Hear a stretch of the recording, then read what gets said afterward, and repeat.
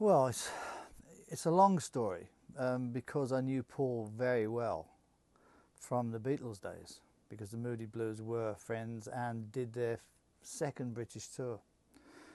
So, you know, I think Paul was looking for somebody who he knew, to not have the pressure of just finding all new people.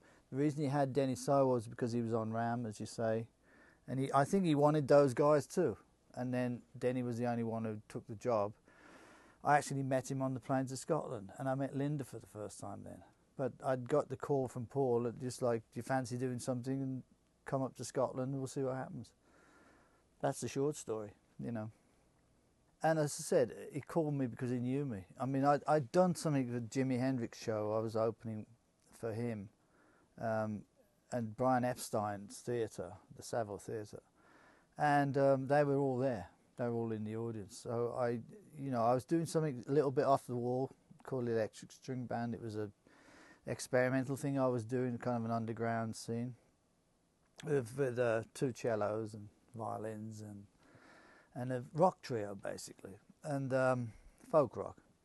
And he saw that, I think, and said, you know, that's Denny's thing, and he's doing something a little bit different. And I think Paul wanted to do something different. He wanted to be progressive, you know. I mean, the whole thing about, I get this these days, people want to hear all the stuff that you used to do, but, you know, we want to move forward. All musicians want to move forward as well. I mean, we want to give them what they want too. I mean, it's part of the whole thing. But, you know, we're always thinking of new albums, new songs, and that's what we try to do. And that's where Paul was at, I think, after the Beatles, that he really wanted his own identity and not have to go out and play Beatles songs, you see. Because, I mean, how can you reproduce the Beatles having somebody else playing? I mean, we're almost like a tribute band with Paul McCartney in it, you know, which is not on. So we started out, he had a little studio, well, not studio, he had some equipment sent up for me and I. And we kind of just jammed along to old songs that we were brought up on, you know, Buddy Holly, Elvis, things.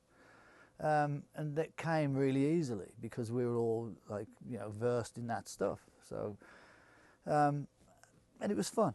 That's the main thing about it. It was fun, it wasn't pressure. You know, you're up there in Scotland, in the middle of nowhere. Nobody knows who you are, where you are, and we're not under the scrutiny of the press or anything like that.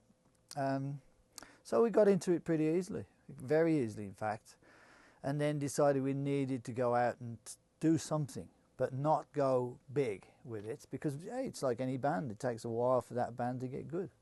And we didn't want to go out there unrehearsed, and so we went to the wherever in the country they would take us, basically, universities where they had on campus, you know, an audience. So that's what we did. And it worked, and it got the band good without the pressure, and slowly built it from one album to the next, you know.